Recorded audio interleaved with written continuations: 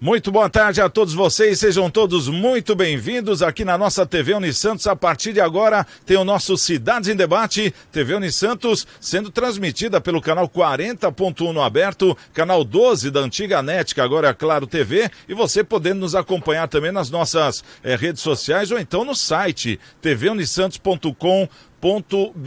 A gente falando aqui das redes sociais, temos aqui o Cidades em Debate, tem o contato pelo WhatsApp, tem o Facebook, tem o YouTube, Cidades em Debate, você também pode ser um seguidor, deixe o seu like, curta a nossa página, faça a sua inscrição e com certeza nós vamos adiantar muitos assuntos, onde você no Facebook tem sempre um assunto do programa antecipado aí já para você fazer o seu aquecimento, e acompanhar também a opinião da nossa mesa. Daqui a pouquinho vamos estar apresentando a nossa mesa de hoje, mas antes deixa eu trazer aqui as comemorações dessa terça-feira, hoje terça, dia 7 de dezembro, hoje comemora-se o dia do pastor evangélico, dia do pau-brasil, dia internacional da aviação civil e dia do amigo do peixe-boi, dos amigos do peixe-boi também é comemorado o dia de hoje.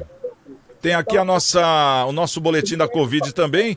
Número de internados na rede de saúde de Santos manteve-se em 53 pessoas. Destas, 56,6% são de Santos, 15,1% de São Vicente, 3,8% do Guarujá, 1,9% de Cubatão, 9,4% de Praia Grande, 3,8% de Peruíbe e 9,4% de Itanhaém. Houve aumento no número de internados nos leitos de unidade de terapia intensiva nas UTIs de 30 para 34, uma alta de 13,5%. E destes, 41,2% são de Santos, 17,6% de São Vicente, 2,9% do Guarujá, 2,9% de Cubatão, 14,7% de Praia Grande, 6% de Peruíbe e 14,7% de Itanhaém. Também. Bom, e tem esse site aqui onde você pode acompanhar os dados da doença, no caso do vírus, da Covid, em tempo real é o santos.sp.gov.br/saúde/dados coronavírus. Vamos apresentar nossa mesa, conosco o doutor Maurício Baltazar de Lima. Doutor Maurício, ele que é advogado, também é o nosso comentarista do programa. Hoje, terça-feira, já demos o primeiro embalo na semana, doutor? Seja bem-vindo, boa tarde. Boa tarde, Santiago Pérez, boa tarde, essa linda, diligente audiência.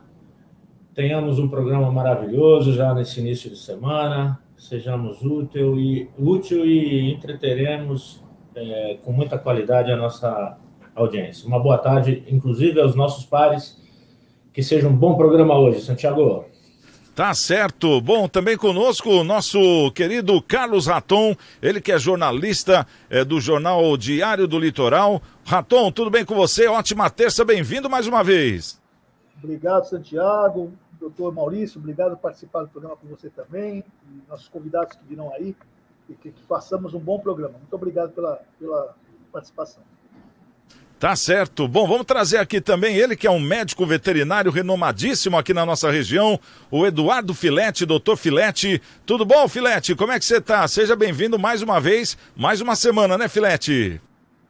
Bom, uma semana de graças aí, um abraço para você, para a sua produção, para o doutor Maurício, o excelente jornalista Raton, jornalista que eu tive prazer de conviver durante muitos anos e também já li os livros dele e tal, da esposa, então é uma mesa de amigos. Tá Esperamos certo. fazer um bom programa. Com certeza, o Filete. Bom, já vamos começar aqui a nossa pauta, já vamos trazer o primeiro assunto, que é justamente sobre o ex-juiz Sérgio Moro, que hoje está no partido Podemos, do Paraná, e o ex-procurador Deltan Dallagnol. Eles podem ser enquadrados na lei da ficha limpa. Olha só, os dois podem ficar de fora das eleições do ano que vem se houver qualquer pendência em processo administrativo disciplinar. É que o artigo 1º da legislação esclarece que juízes e promotores que renunciam aos cargos ou se aposentam na pendência de processo administrativo disciplinar ficam inelegíveis por 8 anos. Dallagnol sofreu mais de 50 denúncias no Conselho Nacional do Ministério Público. Foi condenado e censurado por interferência na votação do Senado Federal. A representação contra ele foi apresentada pelo senador Renan Calheiros. A censura sofrida o impediu de ter promoção no cargo de procurador. Já no caso do ex-juiz Sérgio Moro, quando deixou o cargo de juiz, tinha em tramitação, com apuração, um pedido de providência. Não é um processo administrativo disciplinar, mas gera dúvida no setor jurídico e pode causar punição. Inclusive, pode virar peça para impedir uma possível candidatura. Doutor Maurício, a gente praticamente já acostumado aí com o ex-juiz Sérgio Moro, como a terceira via, aquela coisa toda. Como é que você vê, caso ele não possa concorrer no ano que vem? É aquele negócio, né, Santiago? O pau que bate em Chico também bate em Francisco. Né? Tanto ele como o Moro, como o Dallagnol, né? O Deltan Dallagnol, arguíram, protestaram para que essa legislação ficasse adequada para evitar que determinados políticos e tal entrassem com a ficha suja na nossa política. E agora que ela está vigente, tem um determinado artigo que volta-se contra, né? Então tem que ser apurado mesmo, e se efetivamente materializar a condição impeditiva, não poderão. Mas no caso do Dallagnol, eu acho que não pegará, viu, Santiago? Porque é um processo administrativo que ainda está em andamento, né? Não está transitado em julgado, não está com seu resultado final determinado, sem recurso possível de ser modificado. E aí, nesse caso, me parece que vai ter um problema de inconstitucionalidade, porque se na lei diz que é ação penal transitada em julgado, não pode, né? Ou seja, se ainda não tiver transitado em julgado, ele, em tese, poderia concorrer, porque o administrativo, que é apenas um assunto administrativo, teria um efeito maior do que uma ação penal condenatória. Me parece que há uma inconstitucionalidade, mas como é tudo muito novo, né, vão ser, salvo engano, o primeiro caso de um representante do Ministério Público, o primeiro caso de um juiz que sai no meio da sua carreira, ou seja, ainda teria essa questão administrativa para verificar. Eu creio que é só uma fumaça para tentar torná-los aí, voltar para a mídia, enfim, eles admitem que isso seria possível só para ter efeitos midiáticos. Eu, tanto num quanto no outro, no caso do Moro, por exemplo, a ação de reclamação é uma ação judicial, né, não tem um efeito disciplinar. Mas, de qualquer maneira, eles estão na mídia aí, mas só para fazer fumaça, no meu ponto de vista, não serão impedidos se caso o político materializar a sua candidatura. Me parece que é só questão de mídia mesmo. Ô, Raton, a gente nota que o Brasil é um país onde os políticos criam muitas leis e eles mesmos burlam essas leis. Nesse caso, a ficha limpa, né? Uma lei criada e agora está prestes a ser burlada. Você acredita que tudo vai terminar em pizza mais uma vez? Eu acho que eles devem concorrer. Também concordo com o doutor Maurício, eu acho que eles devem concorrer sim. Eu acho que eles precisam concorrer porque eles sempre foram políticos, né, os dois, tanto Moro quanto Dallagnol. Eles sempre foram políticos. Então, eles agora vão entrar na política de verdade, né?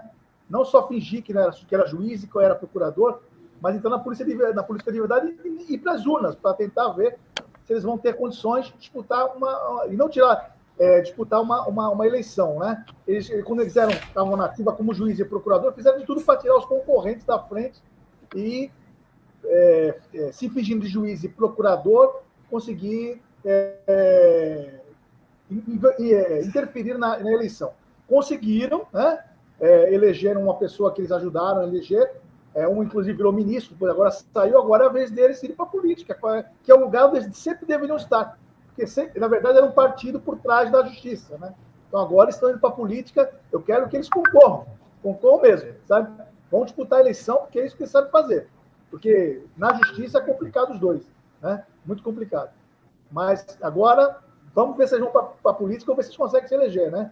O Moro está com 8%, 9%, sei lá, se tiver, isso é muito, né? Vamos ver se ele consegue ser a terceira via. Tem muita gente querendo uma terceira via, mas ela não aparece. Vamos ver o que vai dar. Ainda continua... Hein, Raton? Você acha que esse negócio Você acha que pesquisa é referência para a campanha ou não? Eu acho que agora não é, porque tem gente que acha que não é agora, mas antes era referência. Agora estão achando que não é mais referência, pesquisa, né? Eu não sei. Vamos ver, né? Mas agora você diz o quê? De uns 4 anos para cá, 8 anos para cá, ou agora mesmo, nessa última eleição? Essa última eleição agora, né? Essa última eleição agora, todo mundo está achando que... Eu vou ser mais direto, né? As pessoas estão achando que o Lula não tem tudo isso de citação. Então, tem 200 pesquisas, 199 está bem na frente dos outros, né? Então, assim, vamos ver. O Moro com 8%, o Dória com 2%, 3%, sei lá quanto é. Mas, vamos ver. Eu acho que, acredito sim, né? Porque nunca duvidei de pesquisa. Agora, é muita pesquisa dizendo que o cara está na frente, né? Uma está errada, uma está certa, o resto está tudo errado. Eu não sei. Agora, que o Lula está muito acima mesmo, não tenha dúvida. É só você ver a última transmissão que ele fez em PodPad, o último que teve, né? Só foram 6 milhões de pessoas ligadas no PodPad dele. 6 milhões. 300 mil simultâneas. Então, vamos ver, né? Pede para o Moro fazer um PodPad dele, uma transmissão dessa, e ver quanto é que ele tem. Não é? Vamos ver. Não, agora, fazendo uma projeção de pesquisa, na eleição de 2018, quando o Bolsonaro entrou, ele tinha menos de 1%. E ele perdia em todas as projeções, e hoje é o presidente do país. É por isso que eu perguntei, porque a gente nota que as pesquisas elas se equivocam, e não é só na questão do presidente. Para governador foi a mesma coisa, para prefeitos foi a mesma coisa, vereadores foi a mesma coisa. Então, quer dizer, os caras não andam acertando mais nada, né, Raton? Essa que é a verdade. O negócio é na urna mesmo, né? Mas o Bolsonaro cresceu depois que tiraram o principal opositor, né? Se o Lula tivesse lá em 2018 concorrendo, ia ser diferente, Alice. Não tenha dúvida disso. Tá aí, ó. Tá aí agora. A gente está vendo aí. Mas, enfim, né? Vamos lá. Mas a conversa é o Moro, né? O Moro que é o grande lance agora da galera. Estão louco para botar o cara como terceira via, mas não vai emplacar. Não vai emplacar.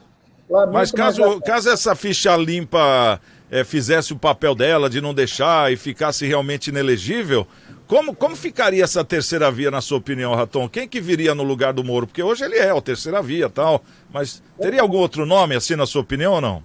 Eu não acho. Por que o Moro é a terceira via agora? Eu não sei, não é assim. Por que o Moro é a terceira via? O Moro é assim, vai pegar uma turma de que era Bolsonaro e agora não é mais. Né? As pessoas que desistiram do Bolsonaro estão indo para o Moro. Né? Mas tem o pessoal do Bolsonaro. Na verdade, o Moro está dividindo o público do Bolsonaro. Só isso. Só isso. Não vai pegar. Quem vota na esquerda não vai votar no Moro. Não vai votar no Moro. Né? Ele está dividindo. Eles vão se pegar Bolsonaro e Moro pelo eleitorado do Bolsonaro. Na verdade é isso. Não, mas nessa questão, quem vota no Bolsonaro também não vota no Moro, porque o pessoal falou que ele traiu o Bolsonaro, né, na questão quando foi ministro. Então ele fica mais sozinho ainda, fica mais isolado, é a impressão minha. Não, acho que não. Acho que vai ter muita gente que não votou, que acreditou no Bolsonaro e não acredita mais, vai para o Moro agora. Não tem outra alternativa, né? Não tem mais o Aécio, né? Não tem mais o Aécio. E o Ciro parece que deu uma sumida também, né? Vai ter que ir para o Moro, acho que vai para o Moro, né? Não sei. Para mim, o Moro não me engana, né? É o Bolsonaro de sapatênis, né? Mas tudo bem. Vamos lá, vamos ver o que vai dar. Né? A turma quem é radical Bolsonaro roxo não vai para o Moro, isso eu sei. E o Moro vai tentar pegar um pouco do pessoal do Bolsonaro, mas é o Bolsonaro de sapatênis, ninguém me engana. Isso aí não me engana, né? Mas tem gente que vai se enganar de novo, vai fazer o quê? Né? Bota no Moro. Olha, essa eleição do ano que vem, na minha opinião, vai ser a mais acirrada de todos os tempos. Ô Filete, como é que você vê essa questão aí do Moro, da ficha limpa? Como é que você interpreta tudo isso? E até mesmo que eu conversei aqui com o Raton nessa questão da terceira via, caso o Moro seja inelegível, como você acha que fica o cenário? Eu não acredito que o Moro vai ficar inelegível, não acredito. Acho que é mais esses incêndios, esses pequenos fogos aí que colocam, tal. Acho que o Moro consegue, né? Concordo com o Raton parcialmente na questão do Moro, porque vai difícil, todo mundo quer entrar com uma terceira via. O Dória, que ganhou as eleições do PSDB, também quer entrar com a terceira via. O Moro também quer entrar com uma terceira via. O Ciro Gomes queria também ser a terceira via, parece que desistiu, né? Então, é complexo, né? Tem o Lula, que sempre é um candidato forte, é um candidato que fala para as multidões, mas vem com toda essa pecha de um governo que poderia ter crescido mais, de sucessor da Dilma. Tem o Bolsonaro, que ainda tem um ano, e a gente sabe, e a ciência mostra isso, né? Por exemplo, vamos trazer aqui para a realidade de Santos, né? Ou da Baixada Santista. Em 2012, o Paulo Alexandre Barbosa era o último colocado no primeiro mês de campanha, ele tinha 5%, né? Tinha 5%, era ele, Rogério Santos, esse mesmo time que está com ele, alguns, a maioria, estavam em quinto lugar, e tinham candidatos fortes também, né? E no final ele ganhou a eleição. Então, a eleição também é decidida no último ano, no tal. Então, por exemplo, existem problemas. Quando existe o Bolsonaro sobe, quando tem o Auxílio Brasil sobe, quando ele descobre os invisíveis sobe. Então, a gente não sabe, tal. Lógico, você está vendo hoje, existe uma crise, por exemplo, o empresário não ganha a mesma coisa que ele ganhava 2 anos atrás. Legal. O funcionário também, ele não ganha a mesma coisa que ele ganha 2 anos atrás. Então, o funcionário ganha R$ 2.500. O patrão paga 5, né? O patrão também está pagando muito, porque não teve diminuição de imposto. Mas o funcionário, ele com R$ 2.500, ele pagava água, luz, fazia supermercado, levava a mulher dele para passear e tal. Hoje ele já faz menos supermercado, já não leva a mulher dele para passear tanto, já põe desculpa na pandemia. Então, o funcionário também não está contente, né? Não é não contente com o patrão, você tem que explicar isso e tal. Mas, e daí você vai ver quem é o único que está contente, o cara que arruma emprego. Por exemplo, a pessoa que arruma emprego, você deu um emprego para uma pessoa nova, um estagiário que passou a ser funcionário, esse está contente, porque ele não tinha nada e tem alguma coisa, né? Mas o resto passa por um processo. E todas essas indefinições, vai ter carnaval, não vai ter ano novo, não vai ter Réveillon, não vai.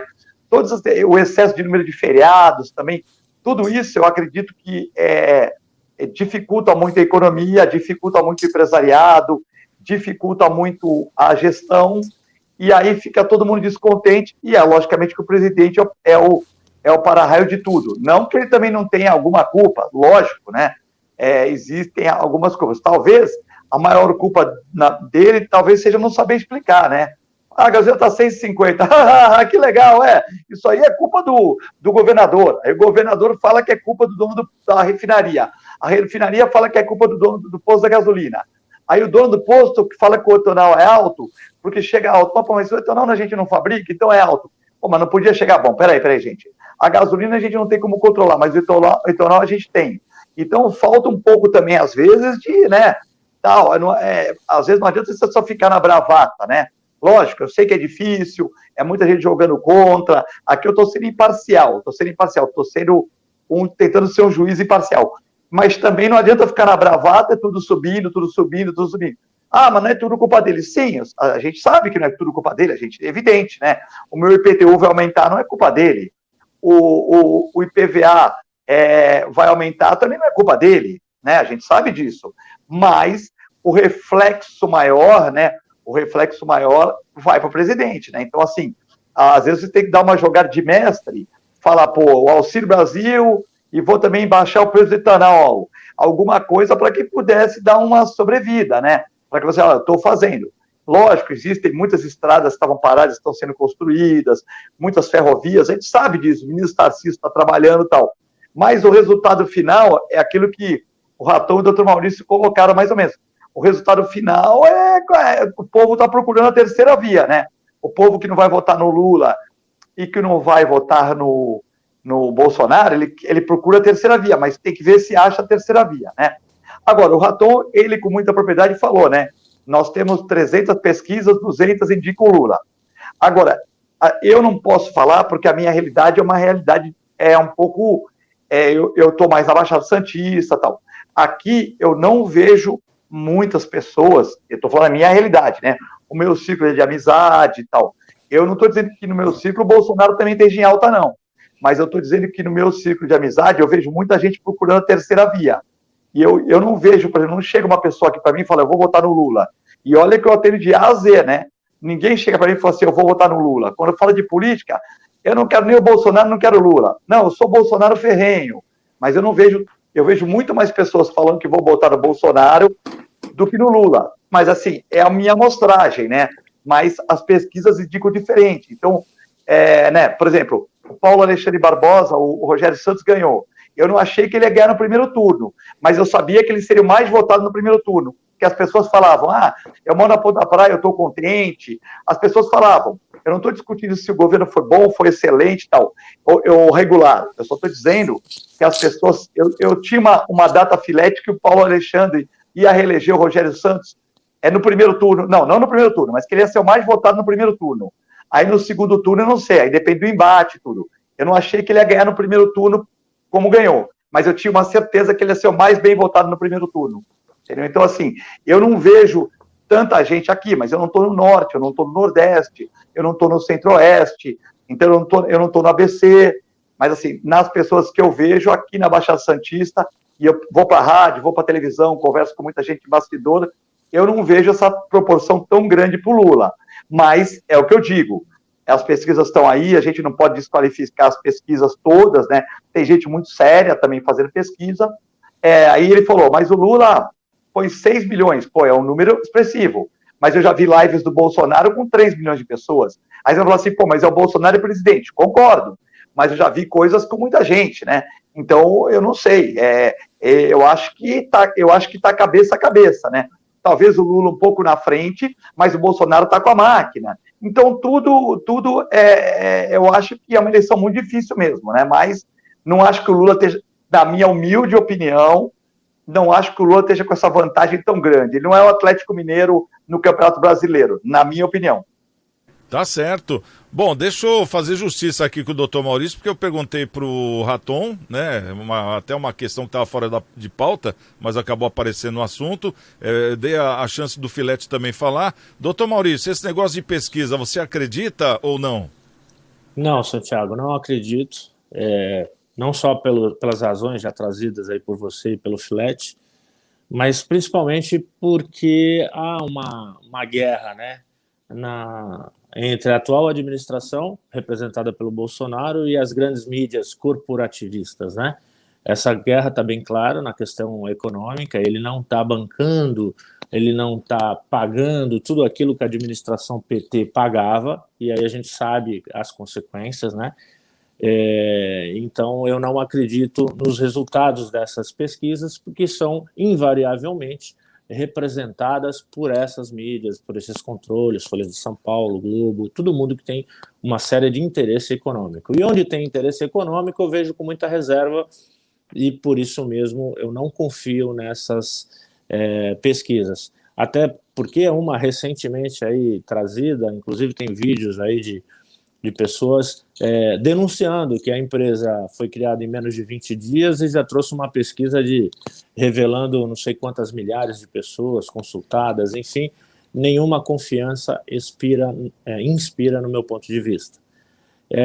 No que diz respeito à questão da terceira via, Santiago, Raton e meu querido Filete, eu acho que a terceira via não está representada pelo Bolsonaro, ou, melhor dizendo, pelo Moro. O Moro saiu mal da magistratura, saiu pior ainda do Ministério da Justiça, né, então me parece que ele não representa, pelo menos a pessoa que tem um senso crítico, né, como eu imagino que muita gente tenha, é a pessoa que consegue sair pela porta dos fundos em tudo que é canto.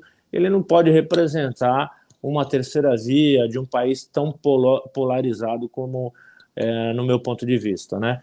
Só para lembrar, o Moro tinha um grupo de advogados muito bons, né? Bons advogados que representavam o mundo jurídico criminalista brasileiro, trazendo sérias denúncias da conduta dele, não só no que diz respeito à interpretação do direito, mas principalmente na questão do cerceamento de defesa, né? Ele não permitia que o advogado criminalista atuasse como de costume, defendendo em todas as chances possíveis, e por isso formou-se aí uma situação que certamente chegaria aonde chegou, né? Com representações, com uma série de providências contra ele, reclamações, e aí ele, no momento político adequado, com o convite daquele que todo mundo percebeu, ele saiu pela porta dos fundos da magistratura. E aí esse cenário, pior ainda, lá na questão da suposta traição, ao Bolsonaro, que saiu da porta dos fundos do Ministério da Justiça, não permitiu ou não trouxe uma investigação adequada nesse crime fatídico contra a vida do Bolsonaro. Enfim, ele não me parece, ele não me representaria como a terceira via. Então, e eu não vejo no cenário. Eu já tive a oportunidade de comentar aqui que a pessoa que poderia representar essa terceira via não vai sair, porque ele tem interesses lá no governo de Minas Gerais. O atual governador de Minas Gerais seria uma boa pessoa a representar a terceira via, mas é óbvio que ele não vai abdicar do segundo mandato que ele tem, vai ganhar no primeiro turno, no momento oportuno, porque ele está fazendo uma boa administração e me parece que representaria, assim, a terceira via. E, por último, eu penso que o Lula não está com essa bola toda. Eu penso que há, sim, interesses midiáticos em trazê-lo numa situação supostamente melhor aí de audiência, de interesse público. Me parece que o que ele fez no país, ele e toda a sua administração, apesar do que vem sendo decidido aí pelo STF, né, apesar dele estar munido com muito dinheiro agora, que foi recuperado esse patrimônio supostamente ilícito, e então ele vai vir forte para as eleições, mas me parece que o brasileiro, de modo geral, não vai querer uma segunda edição de tudo que nós passamos nas últimas administrações do PT. Eu, o Maurício, espera isso e não acredito no que vem sendo divulgado a título de posição na mídia, interesse político em favor do Lula. Tá certo. Bom, nosso Cidades em Debate aqui na TV Unisantos, canal 40.1. Eu quero lembrar da nossa campanha também na Igreja Coração de Maria, onde você pode doar 1 quilo de alimento. Você que de repente tem 1 quilo de alimento, tem uma cesta básica, uma roupa usada em bom estado, um calçado usado, material de limpeza, material de higiene pessoal. Pessoal da paroquial da Igreja Coração de Maria, que fica na Ana Costa 74, estão arrecadando para fazer doação para famílias cadastradas, né? Que eles têm lá, e cresceu muito o número de pessoas que estão necessitando aí de uma força do seu apoio. E também tem esse telefone aqui, 32237381, é o telefone da Bebeca, lá da paroquial, né? Lá da paroquial, onde está a Bebeca, ela que coordena a paroquial, e esse telefone, você entrando em contato para pessoas que não podem sair de casa, ou não tem como sair de casa, eles marcam um dia, um horário, e eles vão buscar a doação aonde você estiver aqui na Baixada Santista. Então a gente já agradece e não deixe de doar, porque tem ajudado muitas pessoas que estão passando por grandes dificuldades. Bom, vamos para o próximo assunto da pauta aqui. Aparece agora o nome do governador de São Paulo, João Dória. O aliado do governador de São Paulo, o João Dória, anulou a criação da CPI que investigaria empresa gerida pelo governo de São Paulo. Presidente da Assembleia Legislativa de São Paulo, da Alesp, o Carlão Pinatari, do PSDB, anulou o ato de criação de uma comissão parlamentar de inquérito, a famosa CPI, que pretendia investigar suspeitas de desvios de recursos públicos em obras das gestões tucanas no Estado. A decisão foi publicada no Diário Oficial do Estado do último sábado, agora dia 4. Essa CPI tinha como principal objetivo e alvo a Dersa. Inclusive, a estatal paulista está sendo investigada por suspeita de fraude em licitações, corrupção e formação de cartel. Ao todo foram apresentadas 5 denúncias pelo Ministério Público Federal contra o ex-diretor de engenharia da Dersa, Paulo Vieira de Souza. Ele sempre negou as irregularidades. Pinatari, aliado ao governador João Dória, do PSDB, ele que é o presidente da Câmara dos Deputados do Estado, ele justificou que o requerimento de instalação da comissão não tem, aspas, exigência constitucional de caracterização de fato determinado, fecha aspas. O trecho da publicação ainda indica que, como consequência, mostra-se juridicamente inviável a constituição da comissão. Bom, como é um assunto jurídico, vamos começar aqui com o doutor Maurício Baltazar, até para ele dar uma explicada geral, para a gente poder entender e comentar. Doutor Maurício, como é que é isso? Porque a gente vê que, por exemplo, lá no Rio Grande do Norte, está acontecendo lá o Consórcio Nordeste, que é a CPI, e que tem levantado aí várias fraudes, né, a nível do Estado, e ela está sendo mantida, foi criada essa CPI. Como não é constitucional? Não entendi essa parte do que não constitucional. O que não seria constitucional na criação dessa CPI? Veja bem, Santiago, trata-se de um julgamento político, né?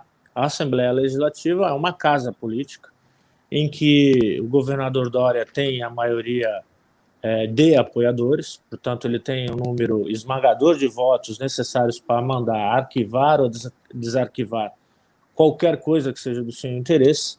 E nos últimos 20 anos, o PSDB tem conseguido manter essa hegemonia na casa, né? Temos aí na memória a questão do Rodoanel, que apesar de ter aí uma série de ações contra o tal Paulo Preto, a Assembleia não abriu nenhuma CPI para investigar aquele inúmeras questões de fraude envolvendo seu nome e tudo o que aconteceu no Rodoanel. A Dersa também, a Dersa tem uma série de denúncias, né, antigas, inclusive aqui do nosso sistema de balsas, que nunca, em momento algum, conseguiu formar uma CPI. Eu lembro até, eu peço a permissão aqui para citar, certa feita, uma corregedora nacional de justiça, que fez o estudo, a investigação de todas as corregedorias dos tribunais do Brasil. E ela falou o seguinte, que a Caixa Preta do Estado de São Paulo era algo inviolável, que ela, em todo mandato, não conseguiu investigar. Se o Tribunal de Justiça de São Paulo tem essa condição, essa fama, que fará a Assembleia Nacional, a Assembleia, né, Nacional de São Paulo, também vai pelo mesmo caminho, ou seja, em São Paulo, o carro-chefe da federação, né, enfim, que deveria dar o exemplo, não dá. Né? A gente vê aí no Nordeste, como você citou, assembleias investigando, apurando e conseguindo resolver. Né? Nós verificamos aqui em cidades como o Guarujá, investigando o prefeito e tudo mais, mas em São Paulo realmente não consegue, é invencível por conta desse apoio que os governadores conseguem ter um número maior de congressistas, de deputados estaduais, melhor dizendo, que mantém um apoio irremediável ao governador. E aí, a lei interna, né, a corregedoria, a lei orgânica do Estado de São Paulo, a que rege o Congresso, tem lá, dá uma série de poderes ao presidente da Câmara, que pode deixar de dar andamento a determinadas CPIs com fundamentos quaisqueres, né, principalmente esse de suposta inconstitucionalidade, quando a Constituição, quem tem a proteção da constitucionalidade é o STF. Mas, enfim, o grande assunto que impõe é o número de votos. E como ele é o presidente da Câmara, ele está apoiando o governador, ele pode vetar essa CPI, como de fato ele fez. Então é aquela questão, né, doutor? O governador é quem manda na Câmara, que não deveria ser, né? É uma coisa que eu fui até crucificado na minha campanha, né? Me valeu justamente a campanha, você sabe disso, por não ter abraçado nenhum candidato a prefeito, porque eu acho que não é lógico. Se você vai fiscalizar a pessoa, como é que você vai abraçá-la? Aí, no caso, mesmo que o presidente da Câmara fosse alguém da oposição, pelo número de aliados também não seria aprovado. Então não seria aprovado de maneira nenhuma, né? Ô Raton, como é que você vê essa questão, essa armação política, né? Porque isso aí é uma armação política, na questão de anular uma CPI. Quer dizer, uma CPI é para ter transparência. E outra, é uma prestação de conta para o povo. E eles anulam. Como é que é isso? Como é que você vê isso como jornalista? Como sempre o PSDB faz a vida toda, 20 anos. Eu mesmo denunciei a dessa várias vezes. O PSDB ele aparelhou todo o Estado, como agora o Bolsonaro está fazendo no governo federal. Né? O Bolsonaro está fazendo a mesma coisa. Por exemplo, ninguém pesquisa os filhos dele, nem ele. Toda vez que um delegado vai investigar, ele é transferido. Né? É igualzinho, mesma coisa que acontece no governo federal com os deputados federais, com os senadores. Né? Tem a maioria, então passa algumas coisas, né? Agora, essa semana foi pego pegando dinheiro vivo lá, de Maracanãzinho, eu tenho um nome esquisito aí, o nome do deputado lá, que foi pego recebendo até a emenda, né? Em dinheiro vivo no caixa lá, né? O próprio escritório, a Polícia Federal pegou e tal. Então, assim, O que acontece com o PSDB de São Paulo não é novidade, faz muito tempo que acontece isso. Essa blindagem já faz muitos anos, né? Desde que eu me conheço como repórter, é blindado para o PSDB em São Paulo, né? E acontece a mesma coisa no governo federal, a blindagem total do Bolsonaro, dos filhos dele, né? Queiroz, a esposa do Bolsonaro recebendo 89 mil, não é isso? Tem um monte de coisa, né? O Youssef lá, aquele advogado que escondeu o Queiroz na casa dele, lá, advogado dele lá por isso mesmo, né? Então, assim, um monte de coisa que é feito. Quem tem o poder, quem tem a maioria na Câmara, domina. É isso que acontece, não tem volta, não tem, é político mesmo, né? Isso não acontece só com o PSDB de São Paulo. Acontece que quem está no poder faz isso. Se blinda e faz. A corrupção dos outros é maior que a corrupção dele, né? É assim. O Bolsonaro está fazendo exatamente igual em todos os setores, né? Em Brasília. Em todos os setores. Né? Raton, mas o Bolsonaro não tem o apoio, né? A gente vê que ele só conseguiu passar 29% do que ele apresentou lá no Senado e no Congresso, o que foi passado de cada 100 coisas que ele mandou lá, só 30 passaram, justamente porque ele não tem esse apoio, né? Nessa questão aqui, a gente está falando do apoio, né? Da parte que deveria fiscalizar também, né? Não passou, Santiago, não passou porque é tudo inconstitucional o que ele manda, né, Santiago? Pô, primeiro ele precisa aprender que não ele tem que estudar um pouquinho, né? Ele tem que estudar um pouquinho. Não passa porque é tão ruim os projetos, tão inconstitucional que não passa mesmo. Não é porque ele não tem maioria. Ele tem sim. Se tivesse minoria, já teria saído do governo faz tempo, já estava tomando impeachment que não falta em cima dele. Tem mais de 100 lá. Então ele ainda segura ele lá, sim. Ele é muito forte ainda. Porque só não foi impeachmentado ainda, mas agora. Não adianta tu querer passar projeto que não tem condições, né? Ele não consegue nem fazer isso. Ele não consegue. Mas se tem 100 impeachments em cima dele e nenhum passou, é porque ele tá certo também, não é, Raton? Ou não? Ô, Santiago, pelo amor de Deus. Não, que eu tô tentando entender, porque senão vamos entrar no critério do STF, que prende deputado. Quer dizer, o cara fez tudo errado e aí deu certo. Agora ele faz a coisa errada e não pode dar certo. Não sei. A gente quer, eu como povo quero um resultado, né? O que acontece? Não passa, não é julgado, porque ele comanda o Senado, o presidente do Senado e o presidente da Câmara estão nominando na mão dele. É simples isso, é só botar para votar. O Bolsonaro comanda o presidente do Senado, aquele lá, como é que é o nome dele? Ele e o outro, sim, senhor. O Alcolumbre? Sim, senhor. Senão eu tinha não. Se fosse assim, doutor, Raton, se fosse assim, não levavam tanto tempo para nomear esse santista aí para o STF. Meu amigo, eu ouço você falar e fico quieto. Por que eles estão sentados em cima dos processos dele? Fala, por que não foi para votar? Estão sentados em cima do processo dele, mas também de meia dúzia contra interesses lá no STF, questão... Maurício, agora o STF não presta. O Maurício, não é isso. O STF, no meu ponto de vista, não é isso. Aqui, o Alcolumbre tem uma série de interesses, que ele tem segurado, inclusive próprio do irmão, do primo lá, questão de dinheiro, rachadinha. O Alcolumbre não é a flor que se cheire, né? Não é exemplo nenhum. Mas que ele não é mancomunado ou de interesse, ou protetor do Bolsonaro, ele não é. Porque ele tem segurado uma série de fatores importantes que era do interesse do governo e não põe em prática. Né? Mas ele não segura porque Maurício é ruim, Maurício. Maurício, presta atenção. Ninguém segura a coisa aqui. Se fosse bom, eles não tinham segurado, Maurício. É tão ruim que eles não conseguem segurar, que eles têm que segurar. Eu não vejo assim, desculpa, mas eu não vejo. É lógico que não vê assim. Né? Bolsonaro é o santo do pau. Ele é só... Também não concordo com isso. Vamos deixar só o Raton finalizar aqui, né? O Raton, finaliza. A rachadinha da família toda, a rachadinha da mulher, do cunhado, dos filhos, do diabo a quatro, pô. É lógico que é muito dinheiro, é muita... verba escorregando na mão desses caras. Agora, é verdade, é isso. Essas verbas parlamentares é para isso que eles recebem.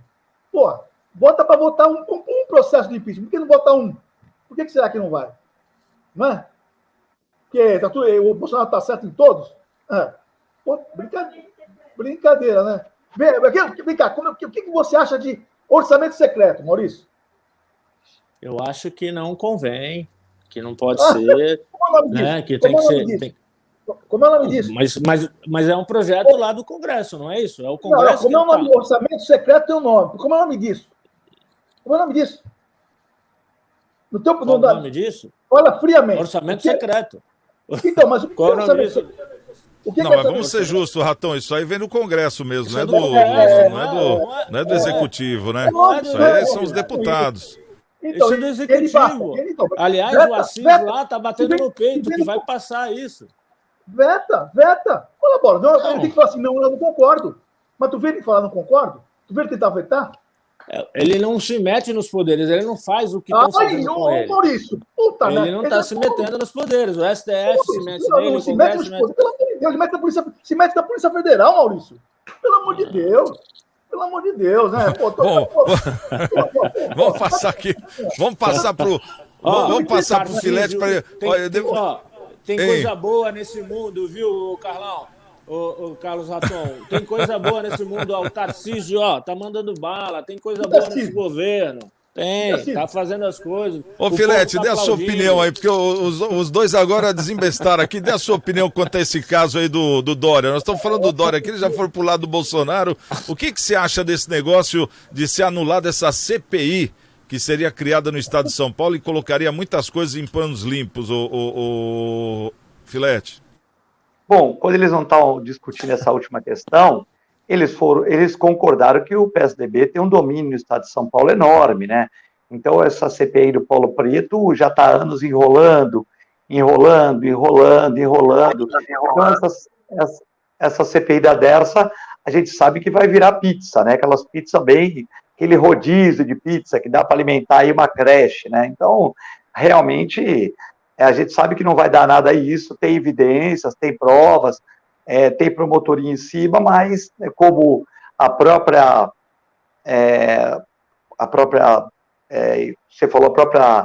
responsável por fiscalizar isso falou, em São Paulo a caixa preta é muito difícil, a gente não consegue nem entrar, é tudo blindado e a gente não consegue chegar lá.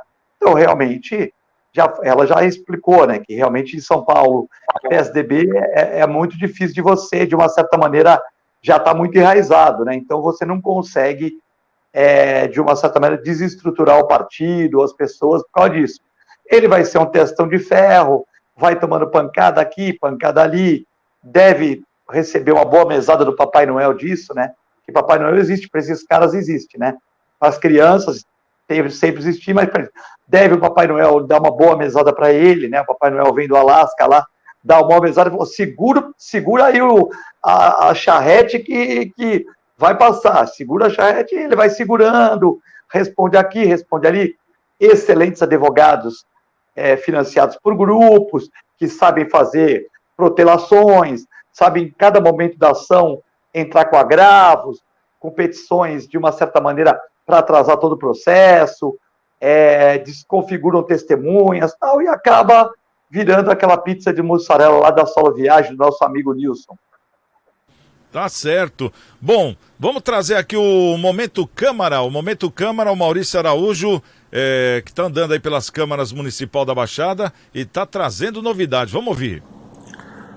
Santiago Pérez, tudo bem? Boa tarde. Olha lá as notícias das câmaras municipais. Hoje lá em Cubatão tem uma comissão especial de vereadores que está trabalhando com o setor de mobilidade urbana, em especial as bicicletas, tá? Bom, essa comissão apresentou um relatório parcial na última sessão, mostrando o quanto é falha, né? O quanto falta ainda investimentos em ciclovias e ciclofaixas na cidade, e até mesmo restaurar e reformar as atuais, né? Eles deram exemplo lá da ciclovia que liga o Jardim Casqueiro até o centro de Cubatão, né? E que é uma ciclovia assim, que tem um volume extremamente grande de pessoas que utilizam diariamente e que precisa de uma atenção especial, tá? Então eu acredito que é um tema importante, não só em Cubatão, mas em todos os municípios, né? Se nós olharmos o fluxo de bicicletas de manhã lá na orla da praia, né, nas pessoas que vêm de Praia Grande, São Vicente, trabalhar em Santos, pessoal do Guarujá também, se a gente ficar ali na balsa, né, A gente vê de manhã a quantidade de pessoas, à tarde também, que atravessam na balsa de bicicleta, né? É um volume gigantesco de gente. Então, realmente, a bicicleta é um eixo aí de mobilidade urbana que deve ser estudado com bastante carinho pelas prefeituras, tá? Bom, uma outra comissão aqui em Santos, uma comissão especial de vereadores, está discutindo o bicentenário, tá? O bicentenário da independência do Brasil. O objetivo dessa comissão é tornar Santos o epicentro dos eventos, tá? E uma das solicitações é que o Distrito Federal, né, a capital federal, Brasília, nessa época dos eventos, sejam transferidos aqui para Santos, tá? E que a administração federal venha ficar em Santos nesse período, tá? Bom, a gente sabe que Santos é um dos berços da independência, né? Berço da independência do Brasil, tá? Então, eles querem uma série de eventos aí, vão mexer numa série de lugares aqui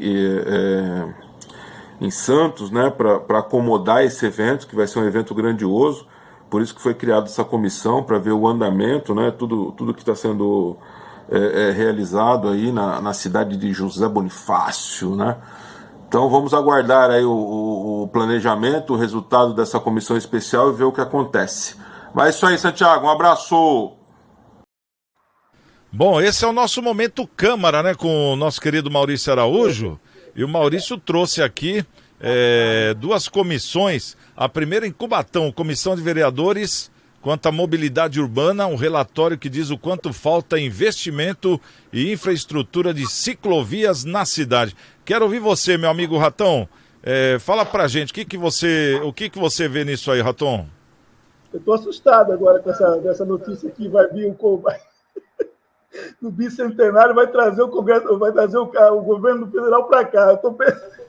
Se quiser, já comenta essa aí também, já comenta as duas. Ninguém merece o Bolsonaro ali na prefeitura com o Rogério Santos, né? Mas ninguém merece. O Santos não merece essa desgraça, pelo amor de Deus. Já não chega até o cara vir aqui para Guarujá, fica hospedado aqui toda a... Agora, final do ano, também ele vem de novo essa tristeza. Doutor Maurício falou que vai lhe convidar para ir junto com ele, hein? Boa. Aliás, é uma boa. Eu tô tomando que ele venha mesmo. Eu faço questão de cobrir esse evento grandioso. Porque trazer o governo federal, aquelas tranqueiras, já pensou? Damares, o astronauta aqui. Vai ser uma loucura isso. Aquele outro lá, é o Bolsonaro mesmo. Os filhos vêm junto, né? Porque não fazem porra nenhuma, vêm junto. Paulo Guedes, Tarcísio. Paulo Guedes, puta tristeza. Marcos Fontes, o astronauta. Marcos Fontes, né? Então, já pensou tudo esse jogo, tudo junto? Meu, assim, eu acho que a gente vai ter que... A Tereza Cristina também, não pode esquecer, hein, a ministra. Tereza Cristina. Não, vai a mulher dele, né? Talvez venha o Queiroz também, porque o Queiroz, nesses eventos, o Queiroz aparece, já viu? Ele aparece, né? Ele vai nas comemorações, ele aparece. Talvez o Queiroz deve vir também, né?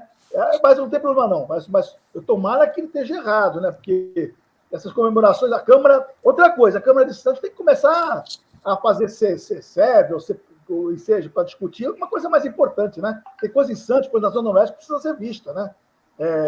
Não ficar discutindo o bicentenário de Santos e trazer essa turma lá da Brasília, né? Que está difícil. Se vier, vai ser uma beleza para Santos. Nossa, faltava essa. Só faltava essa para Santos. Mas vamos lá. Vamos torcer, né? E quanto à ciclovia em Cubatão, tá faltando mesmo ciclovia? Tá faltando investimento nisso, ô Raton? Lógico que tá. Lógico que tá. Cubatão é uma cidade que precisa de muito investimento, né? Sempre precisa de investimento em Cubatão, né? Tem muita coisa equivocada em Cubatão, mas não é só Cubatão, né? Não é só Cubatão. Santos também, Guarujá também, Praia Grande, Zona Oeste, Santos, sempre... Aliás, Filete, que critica o governo do PSDB há 20 anos, mas Santos, Baixada Santista, só vota no PSDB, não é? Santos só vota... Há quanto tempo que está o PSDB no governo santista? Vamos lá, né? Muitos santistas adoram o PSDB, né? Então, porque muito cientista lembra da administração do PT da última vez. É verdade, né, doutor? A questão do transporte público, da empresa, exatamente. lembra? Concordo contigo. Não tinha. Então. Lembra, inclusive, das unidades de saúde agora, que é referência hoje, na época do PT. Não, unidade de saúde, Davi Capistrano, parabéns. Eu não vou discutir isso, não vou discutir isso. Não vou discutir agora. Sensacional. Se o PSDB é ruim, Santista adora Tucano, né? Porque está sempre votando no Tucano, não é verdade? A Ponta da Praia, por exemplo, olha que beleza que a Ponta da Praia. Tem um banheiro. Um banheiro. Um horror. Tanto é que está no Ministério Público lá. Pro coitado do comerciante da Ponta da Praia, mas Santista adora coisa na orla. Tudo que é na orla é uma maravilha, né? Agora, fazer o quê? Santista é assim. Eu sou santista, nascido e criado, eu posso saber. Eu conheço Santos de cabo a rabo. Sou no leste, tudo lugar de Santos. Eu não sou só Santos da linha da máquina para frente. Eu conheço Santos todo, de forma geral. E é uma desgraça. Hoje. Ei, Raton, mas se a gente fizer um comparativo, vamos fazer um comparativo de como estava a cidade há um tempo atrás e como está a cidade hoje. Você vê que a cidade, ela está com uma infraestrutura boa. Claro que tem os seus problemas também, como todas têm, né? Nada é 100%, porque não existe, né? Duvido que exista uma cidade 100% no Brasil hoje. Mas pelo que vem sendo apresentado aí, a gente vê que pelo menos existe um esforço, né? Para que se faça. Questão de ciclovia, se a gente fizer um comparativo com Cubatão, Santos está muito mais estruturado em ciclovia do que Cubatão. Para todos os lados que você vai, aquela coisa toda, e entre outras coisas. Tá certo que existe também aquela questão de não concordar com o que é feito em tal lugar, assim, não dá para agradar todo mundo. Que nem o próprio Filete estava lá na questão do cachorro na orla da praia. Quer dizer, é uma pandemia, né? É totalmente dividido o assunto. Então é complicado, é muito complicado. Então, muitas vezes quando tem uma construção em certo lugar, nem todo mundo concorda. Quando não tem, as pessoas queriam que tivesse. Então é complicado também, né? Administrar uma cidade. Nessa questão, né? De poder escolher. Porque tem cidade que não tem nem escolha. Santos não tem escolha. Não tem escolha. Santos não tem escolha. Só escolhe da linha da máquina para a praia, Santiago. Eu conheço bem o que eu estou falando. Só se faz. Cultura não tem na Zona Noroeste. Saúde é precária na Zona Noroeste. Transporte é muito ruim em Santos. Muito ruim. Morro está todo abandonado. Os morros de Santos estão abandonados. Parece que não mora ninguém no morro. Mora muita gente no morro. Nem um corrimão tem no morro. Até corrimão tem. Se tu quer saber, tu fala tanto de ciclovia, bacana pra caramba, Santos é ciclovia em tudo quanto é lugar, mas não tem bicicletário no morro. Sabia disso? Ou seja, as pessoas que moram no morro precisam da bicicleta para trabalhar. Não tem bicicletário, sabia?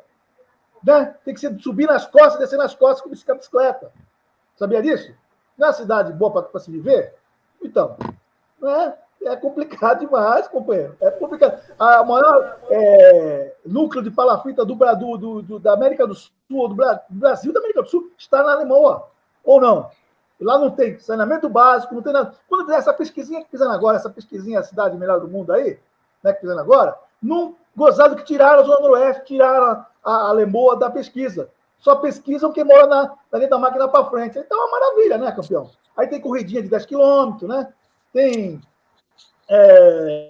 para quem mora na praia, ou perto da praia, tá ótimo, Santos.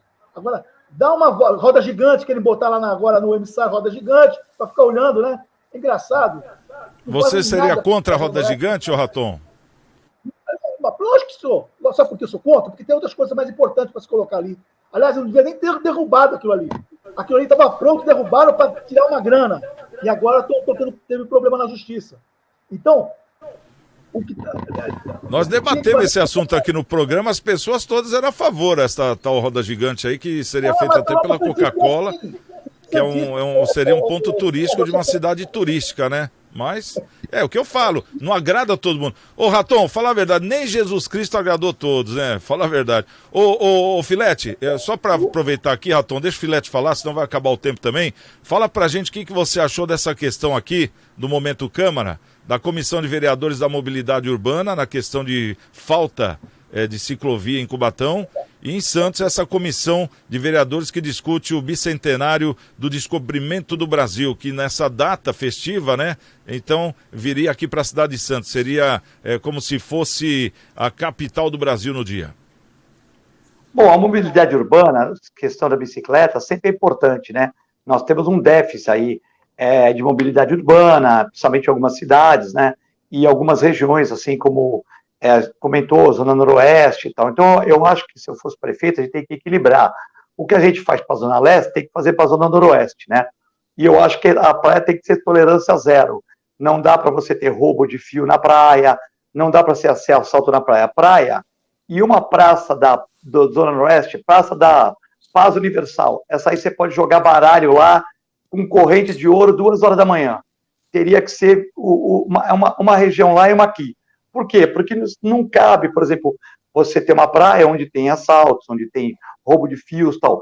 Porque o maior patrimônio da cidade, qual é? A praia. Infelizmente, a praia é para o morador da Zona Noroeste, é para o morador da praia, é para todo mundo. A praia é uma coisa democrática, né? Então a praia teria que ser um lugar, né?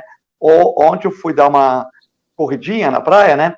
E eu vi uma menina de 15 anos, né? Uma menina assim, né? Uma menina ainda, né? Embora ela bem arrumada, cabelo bonito e tal, de patim, 7 moradores de rua mexendo com a menina. Se fosse minha filha, eu, entendeu? Mexendo, querendo passar a mão no cabelo. Se fosse minha filha, eu pegava um porrete e ia pra cima. Ou seja, deve ser uma menina que mora ali na Jorge Sá, por ali, que o pai paga o IPTU absurdo, né? E a gente não pode viver nessa coisa. Tá fazendo o que na praia? Tá andando? Então continua andando. Não é para dormir em banco de praia. Nós temos que ter uma rigidez. Temos que cuidar? Temos abrigo. Não quer ir? Então tem que ter rigidez. Nós temos que acabar com esse mimimi, porque a gente sabe que 30% dos moradores de rua são miliantes, né? Outro dia uma jornalista, colega de vocês, perdeu 3 dedos da mão, ali casada com um advogado famoso aqui na região. Então sabe que não é tão... Lógico, tem os que têm problema mental, tem os que têm problemas, e a gente tem que tentar agrupar, mas não dá. A nossa cidade está complicada, né? Então eu defendo isso. E defendo a mobilidade urbana. Sobre a questão da capital federal, vir para cá, é um projeto, né? Mas até aí tem que conversar também com os russos, conversar lá com o Bolsonaro e tal. Eu acho que tem coisa mais importante. Eu acho até que seria bom se viesse aqui, porque poderiam, já o Bolsonaro, que já ajudou um pouco, ajudou na Ponte dos Barreiros, ninguém fala disso, que ele tentou, e eu não concordo quando o Raton fala que ele veio para o Guarujá. Eu acho que é bacana quando o presidente, seja ele o Lula, seja a Dilma, seja quem for, vem para o Guarujá, ou seja, privilegia a nossa região, fica todo mundo olhando para a região, pô, legal, o Bolsonaro fala, que legal, vamos passar as férias no Guarujá. Eu acho que é bacana isso, né? Eu acho que a gente tem que ver as ações boas do governo e exaltar. E as ações ruins criticar, né? Não dá para a gente criticar tudo, também não dá para a gente elogiar tudo. É como, rapidinho, esse projeto do animal na praia. Não contenta ninguém, porque as pessoas que não queriam animal na praia, elas recuaram 3 degraus porque vai ter animal na praia. As pessoas que queriam, elas queriam na praia toda, e não vai ser a praia toda, vai ser num determinado horário com fiscalização. E o cachorro não pode ficar sem coleira, porque existe uma lei anterior que cachorro e santos tem que dar de coleira. Então não contentou ninguém. Eu não vi uma pessoa que falou, eu fiquei contente. Por quer? Porque não contenta. A pessoa que quer animal na praia, quer na praia toda. Ninguém entende que é um projeto experimental. Mas foi o que o executivo discutiu. E ninguém critica o vereador que aprovou lá também. O Adilson Júnior, aprovaram, ninguém critica. O executivo fez, já que o vereador aprovou, não vou brigar, vou fazer uma área pequena. Aí critica o prefeito, não critica o vereador. É muito complicado, né, agradar todo mundo. Tá certo. Doutor Maurício, consegue falar sobre esses 2 assuntos em 1 minuto? Eu consigo sim, Santiago. Ciclovia é importante, é uma maneira de transporte ambientalmente e economicamente correta, e eu acho que tem que agregar toda a Baixada Santista. Mas, para mim, o sensacional seria, assim, se o governo Bolsonaro passasse aqui na comemoração na nossa região e as municipalidades aproveitassem dessa oportunidade para fazer, por exemplo, aqui é uma dica aqui para as administrações, a reconstituição histórica do que seria a independência do Brasil, enfim, toda essa situação que é comemorativa, exaltando aqui os irmãos, a família do Panteão dos Andradas e tudo que ele representou, a cidade de Cubatão lá, e até a diarreia que teve o nosso Dom Pedro, enfim, traria uma condição turística, uma divulgação para a nossa região de graça, só com o fato dele passar aqui alguns dias e o turismo poderia ser fomentado. Para mim seria uma bela oportunidade, apesar de ter o que fazer, de ter, né, outras situações importantes para a administração pública federal, o fato dele fazer aqui, ele já viaja tanto, um dia a mais, um dia a menos, não faria a menor diferença, mas para nós, economicamente, nossa região aqui, seria sensacional. O Portinho ali em São Vicente, enfim, tudo seria exaltado turisticamente. Okay. Quem sabe não sair, né? Enfim, seria bom. Eu acho que ele não faz certo, nada. Doutor Maurício. Raton, nosso tempo acabou, Raton. Vamos ficar depois do programa, porque agora eu tenho que encerrar. Quero até agradecer ao Raton também, jornalista do Diário do Litoral, o Eduardo Filete, médico veterinário, doutor Maurício Baltazar, obrigado pela presença de vocês, obrigado pelo ótimo debate, e a você que está em casa aí nos assistindo, obrigado pelo carinho, e amanhã estaremos de volta à 13h no nosso Cidades em Debate. Estamos com Deus, e amanhã quem chegar primeiro espera o outro. Até lá!